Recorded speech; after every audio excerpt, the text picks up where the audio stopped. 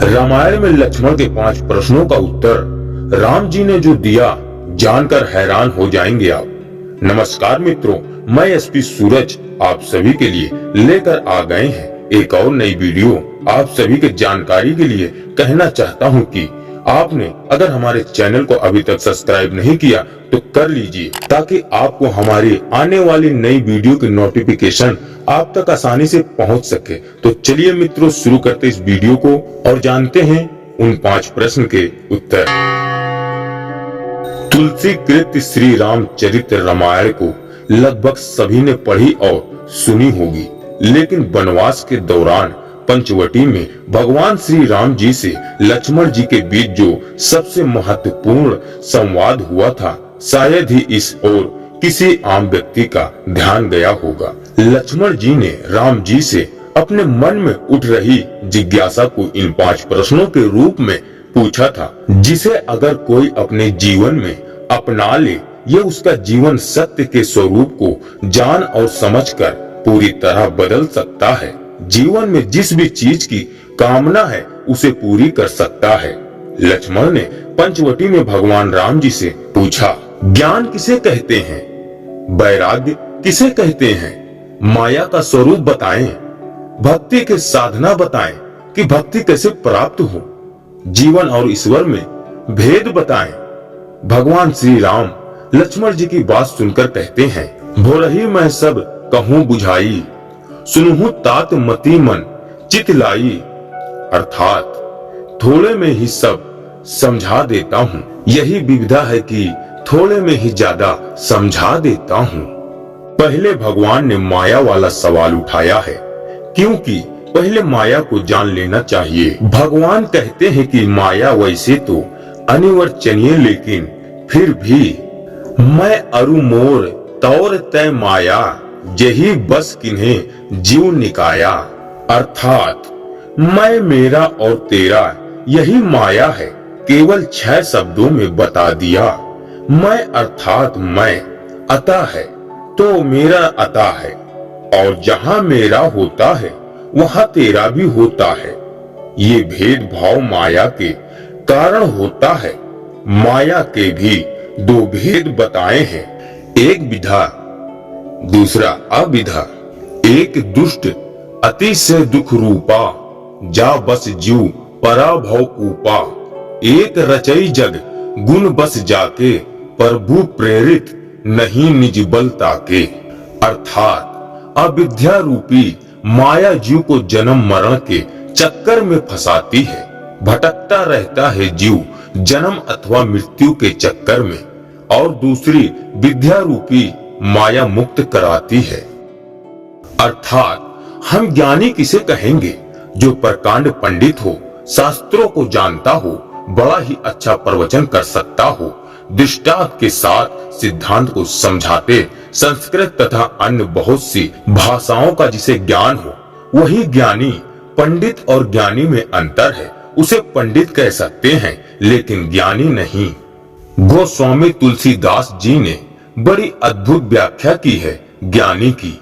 ज्ञान मान जहां एकहु नाही, देख ब्रह्म समान सब माही। अर्थात ज्ञान उसे कहते हैं जहां मान हो, अर्थात जो मान अपमान के द्वंद्व से रहित हो और सब में ही जो ब्रह्म को देखे। ज्ञान के द्वारा तो ईश्वर की सर्व व्यापकता का अनुभव हो जाता है, तो सब में भगवान को देखने लग जाता है। बैरागी अर्थात हमारी परिभाषा यह है कि भगवे कपड़े पहने हो या फिर संसार छोड़कर भाग गया हो, सिर पर जटाए हो, माथे पर तिलक हो, हाथ में माला लिए हो, बैरागी। भगवान श्री राम कहते हैं, कहीं तात सो परम विरागी, तृण सम सिद्धि तीनी गुण त्यागी।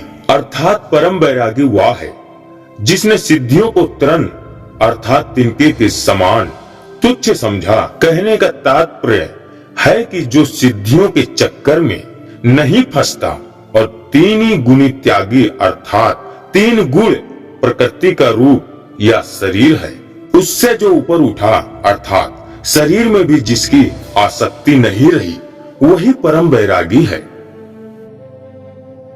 ईश्वर में भेद माया इस न आयु, कहूं जान कहियो सो जीव, बंद मोक्ष प्रद सर्व, पर माया प्रेकर शिव। अर्थात जो माया को, ईश्वर को और स्वयं को नहीं जानता, वह जीवन और जीव को उसके कर्म अनुसार बंधन तथा मोक्ष देने वाला ईश्वर। भक्ति प्राप्त हो जाए। भगवान श्री राम कहते हैं, भक्ति की साधना कहूं बखानी, सुगम पत मोहि पाहु प्राणी, प्रथम ही विप्र चरण अति प्रीति, निज निज कर्म निरत श्रुति रीति, यही कर फल पुनि विषय विरागा, तब मम धर्म उपज अनुरागा, श्रवणादिक नौ भक्ति द्राही, मम लीला रति अति मनमाही।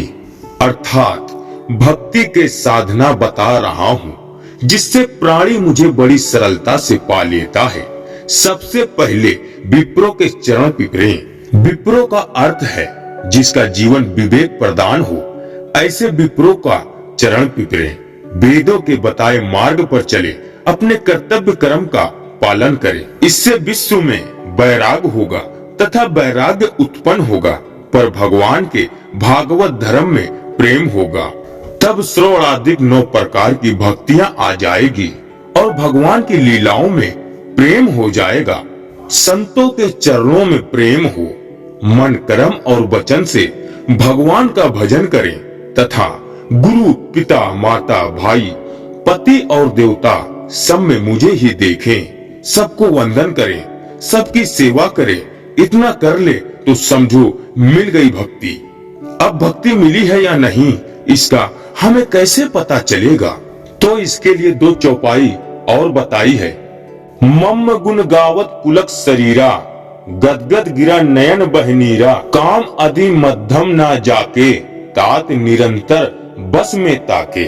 अर्थात मेरे गुणों को गाते समय जिसका तन पुलकायमान हो उठे, शरीर पुलकित हो जाए, वाणी गदगद हो जाए और नेत्र से पानी बहने लगे। लेकिन केवल इतना ही काफी नहीं, जिसका शरीर पुलकित हो उठे, वाणी गदगद हो जाए और नेत्रों से नीर बहने लगे, उसे बेस्ट एक्टिंग का अवार्ड अवश्य मिलेगा, लेकिन भगवान का भक्ति नहीं कहलाएगा।